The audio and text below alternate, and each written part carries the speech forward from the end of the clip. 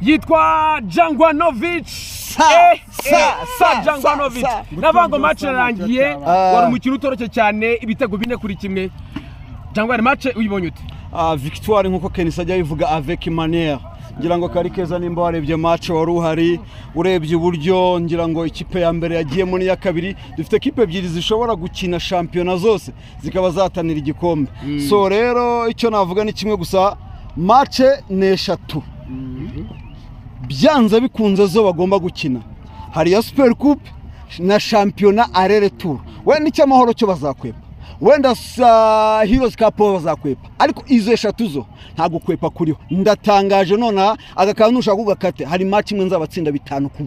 Match imwe nzabatsinda 5-0. Bomba ni ya gol 5-0. Ngira ngo wabonye umwataka bita William. Ngira ngo wabonye football ntabwo ari nk'igisoro. Igisoro niho ukora munda, niho umuntu akora munda avuyemo. Oya, football ntabwo ari ukorero. Football nugoza. Ngira ngo wabonye ikipe ya mbere uko wayibonye, ngira ngo kari keza muri defense duhagaze neza, mwizamu muri mediane imbere wabonye communication ngira ngo ya Watala n'umuntu bita William. Ngira ngo wabonye uburyo bahise biconnecta ibintu mu buryo buri quickly. Navuga ko baturekiritiye abakinnyi beza, urebye mu Dao uburyo wamubonye ukareba uriya mwataka. Ikintu gishimishe kurusha ibindi muri ibyo bitego 4 byibura twatsinze, ibitego 3 byatsinzwe n'abataka. Match yabo ya mbere ibitego 3. Ngira ngo wabonye ko William gusa first touch first goal. Wabonye ngira ngo bitaruboneka uwo bita Omborenga Omba Bebe first touch first assist kirafire. Wabonye ngira ngo Watarawe nta kintu amuvugaho, ni ibisanzwe n'imenyere ikipe iri complete to be honest. Hanyuma reka tugaruke none duhere ku mukinnyi cyako tumuvugaho. Hari umukinnyi hatari yakinaga ngo ni one touch yitwa Memer Dao. Gira icyo umuvugaho? Ntabwo ari umukinnyi, ni urukundo rubaye ari umuntu twarwita Dao. Ngira ngo nigeze kuvuga histoire yiwe, ngira ngo murayibuka narayibabwiye y'uburyo match ya nyuma ayikina journée ya 4 ibanziriza ya nyuma. Ngira ngo warabibonye ko ngira ngo narabigeze kwivugaho uburyo umwana yari yararose kuzamubona kina ariko yarabuza amikoro, abwira papa wiwe ko ashaka kuzabona Dao ko yari yaramenya amakuru yuko iyi sezo atazongera gukina aho yakinaga, azaza mu Rwanda. So ngira ngo ise yagurishije inkimwe yari afite amugurira mitike ngo aze kureba match irimo irarangira karasose, abastigadi bashaka kugagarura. Ngira ngo amubonye aragahamagara mu kareka kaze karaza kamuhobera, karimo kararira gusa ngo my dreams come true, inzozi zanye ngo zigeze ku ndoto. Bajyana nawe muri vestiaire, ntabwo bari bikabyo, ni inkuru yabayeho. Uye Jango uraza no kutubwira uko ngira ngo akabwira igituma karimo kararira, kamubwira story yawo uburyo papa we yagurishije inkemwe bari bafite. Dao ngo yatashye agahinda kamwisharira n'injoro byibazaho, aragenda bukiye bwango agura ifamu ntoya muri yo quartier abo bana babagamo, amuguramo inka 18 n'ebyiri z'inzungu. Muri Burkina Faso harimo gahunda imeze nk'iyo mu Rwanda yo guha abantu inka kugira ngo barwanye bwake ku bana bakiri batoya. Dao rero yafatanyije na leta kuri iyo gahunda yagira inka umuturage wa Burkina Faso mu kurwanya abana batarwara bwaki. So urumva Dao ntago ari umukinnyi gusa, ngira ngo n'urukundo rubara umuntu Dao. William we amakuru yanumvishe ngo umunsi umwe ngo imodoka yarapfuye ajya mu garage ayisigamo, atega taxi voiture. Ageze aho yajyaga aravuga ati ndasigara hano, akuramo ngo agiye kwishyura. Umutaxi man aravuga ngo ya kukubona gusa uri gukina byo bwabyo ni kiguzi, ngo nta nyishu irenze kukubona uri gukina, kukubona gusa uri murakina byo bwabyo bihanye n'ikiguzi igendera. N'abakinnyi rero iyi sezo iriya Muzee Kwizi nabonye, Muzee Kwizi iriya Muzee Kwizi nabonye. Oya ukiri kwanga reka tugende. Harabura reka mbagira inama, harabura abantu babiri bagende bafateho Queen Chabarara, Muzee Kwizi rabayuze bande bagende bagafata Bomba ni ya goli, bagende bazane Chabarara naho Muzee Kwizi irabayuze. Reka mbabwira ubundi hari amoko atatu y'abana, amoko agera kuri 4 y'abana. Hari umwana wabo babakize bamuha ibintu byose, imodoka zimutwara ku ishuri, amakuru d'histoire, ibyo kurya, minerval kujye, ibintu byose abifite. Yajya no mu ishuri bya bintu akabirenga akaba wa mbere. Iyo ni APR ifite byose, ariko no mu kibuga ibya mbere.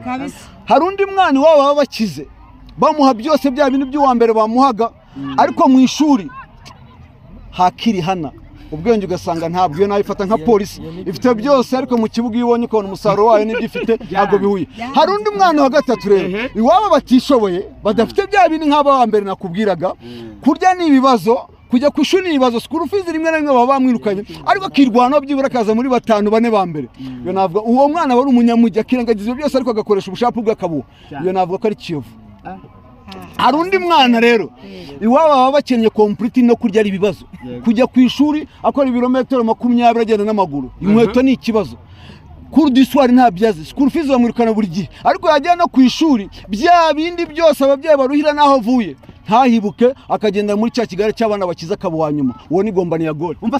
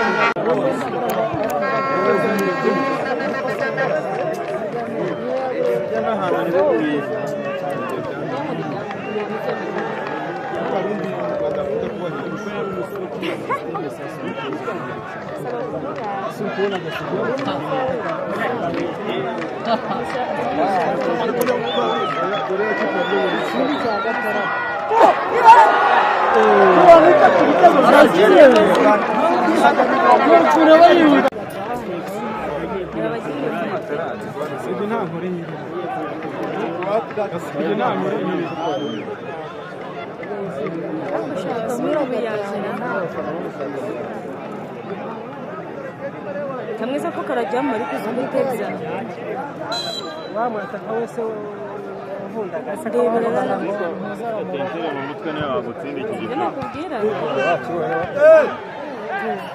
rende byaratanga